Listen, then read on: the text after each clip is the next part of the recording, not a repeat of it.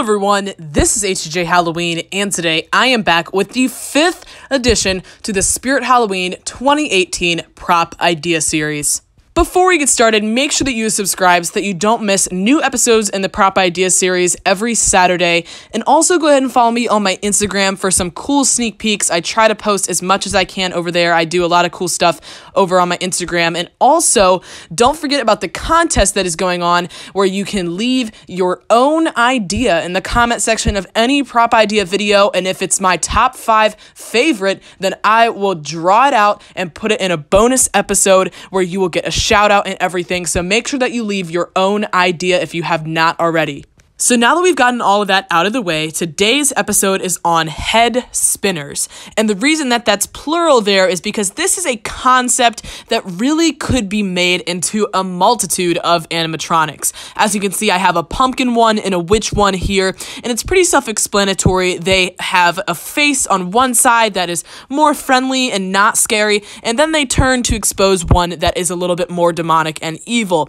Now, of course, some of these, like the pumpkin one, would not really be scary at all to an older child, but it would be mainly for little kids and little kids that are trick-or-treating, and they would be holding candy. So it's a really versatile prop that I think would be a great seller because they would not be that expensive with only having the head spinning animation. And just like the sitting scarecrow and the sitting clown, well, I don't really know how the sitting scare clown did, but the sitting scarecrow did really well because it holds candy. That's something that Spirit Halloween should definitely revisit, because things that hold candy every family needs, so that is a good thing to sell. Also, Spirit Halloween does not really do props with spinning heads that often. The last one I can remember is the fortune teller one, and it doesn't even seem like reasonable that that was the last one that they did. There must be another one that had its head spinning, but I don't think they really visit that idea very much. So let me know if there's another one that has its head spinning, but it's just something that Spirit Halloween doesn't do very often, so it's something that they should start doing for sure, even if it's not a candy holding prop. So the one on the left, the pumpkin one, would have this plaid farmer-looking shirt. It would have straw for its hands. Its feet would just be boots. It would also just have jeans on. And the head, of course, would just be an orange pumpkin. And the part that lights up, I drew it black, but it would light up yellow like the corn stalker, where it has that plastic part that does have like a yellow light in there. The corn stalker might actually light up white. I saw something that I think it looked like it lights up white, but I'm pretty sure that it's just yellow plastic that makes it yellow. So it would have that. It could have a white light with yellow plastic, or it could just have clear plastic with a yellow LED in there so that it lights up. It would also have a green stem.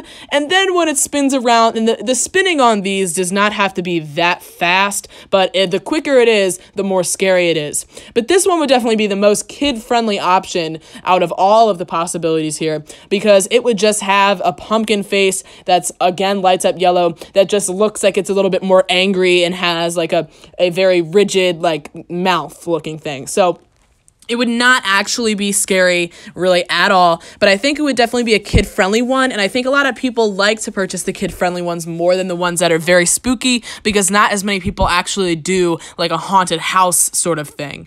And this one, of course, would also be holding the candy bowl in its hands. And the candy bowl for both of them would be black. For the witch one on the right, she would be a little bit more creepy because the face that it turns around to would have a lot more bumps on it, and it would have a little bit of an elongated floating ghost girl looking mouth with some sharp teeth, a long nose, black area around the eyes. The eyes would light up white there. On the first one, the eyes, like before it turns, the eyes would not light up at all. They would just be painted on. They could be painted on as green eyes. Of course, the face would be a pale green color. It wouldn't have as many bumps and things like that, and its mouth would be open, but it would just be a cute little red color, and it wouldn't have really any teeth showing, as you can see in the drawing there. But then when it turns, the eyes would, like I said, just be the white. They would light up white. They would just be a plain color. They wouldn't have any detail on them. And then, like I said before, the mouth would be really creepy.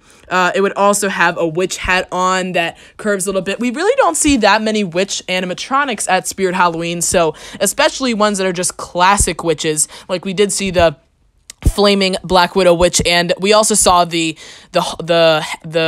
swinging swamp hag couldn't really think of that name there, which was more of a classic looking witch. But this would be even more classic with just the hat like that. And it could also even be holding a broom and just have the candy bowl on one hand. It could have its hand underneath of the candy bowl in one hand and then just have a broom, but I didn't draw it like that. And it would have a black like gown on. It would have sleeves that come down really far off of the wrists, and it would just get wider towards the bottom, and it would just be a plain black, no design to it. It wouldn't need blood on it or anything like that. And its hands might have some elongated fingernails there, and they again would also have that pale green color. The hair would likely be brown, and it would be just two thin, very straight sections of hair attached to either side. Of course, it wouldn't go all the way back around on the head because there's a face on the other side. It would help a little bit to cover up that there is another face. And just like the sitting scarecrow, it would have that sensor option that is on the front edge of the bowl so that when someone reaches in, its head would then spin. And of course, sitting scarecrow, his head pops up.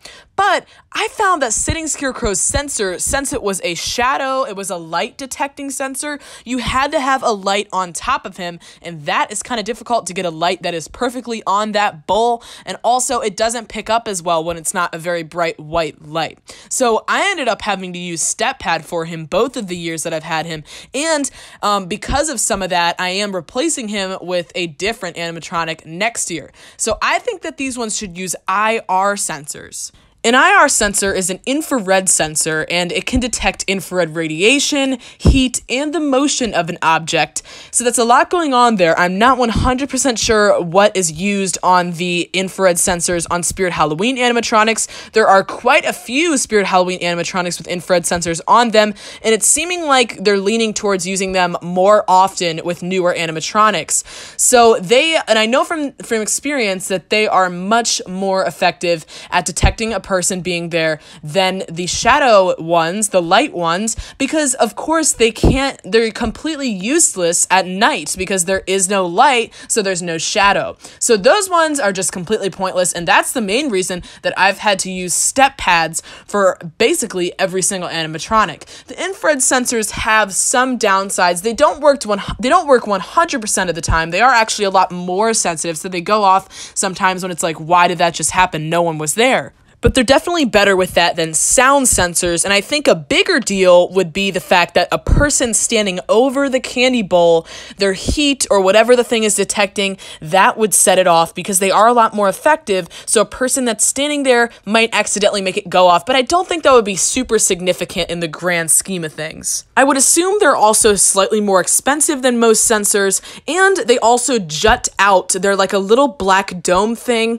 so that would be a little bit strange looking, but I think that it would be worth it for the fact that they just sense a lot better, because it really is important that when you put your hand in the bowl, it goes off. With the shadow one, it just doesn't work, and I feel like that takes away so much from the animatronic, because having to step on a step pad, then people see what you're doing, and it just takes away completely from the point of the candy bowl animatronics. So that was a long spiel on IR sensors, but I definitely think that no matter what the animatronic is, if it involves a candy bowl and you're reaching into it and Spirit Halloween wants to put a sensor there, I think they should look into using IR sensors, even though they jet out a little bit. I think that's fine. And also, one thing I forgot to say, there could be a lot of other variations to this, and one example that I was thinking of was like a skeleton or something like that. There could also be a vampire, a zombie, maybe a person who's a regular face and then they turn they're a werewolf. There's so many endless ways that they could market this and design this, and I think it would be a really, really cool thing for Spirit to do. As for the audio on all of them, it would be just like sitting scarecrows, where it screams instantly when it's activated and it turns, and then it would just kind of chuckle or laugh. They would all have different laughs and different screams, and it would laugh slowly as it turns back around. It wouldn't need to say anything. Some of them maybe could say something when they turn, after they're fully turned and they say something, and then turn back around. If there's, that's kind of up for variation, but they would just have some pretty general audio, not multiple phrases, not anything like that. So anyways, guys, I hope you have enjoyed this video. Please let me know what you think of this idea in the comment section below, and don't forget to leave your own idea. Thank you all so much for watching, and I'll see you guys next time.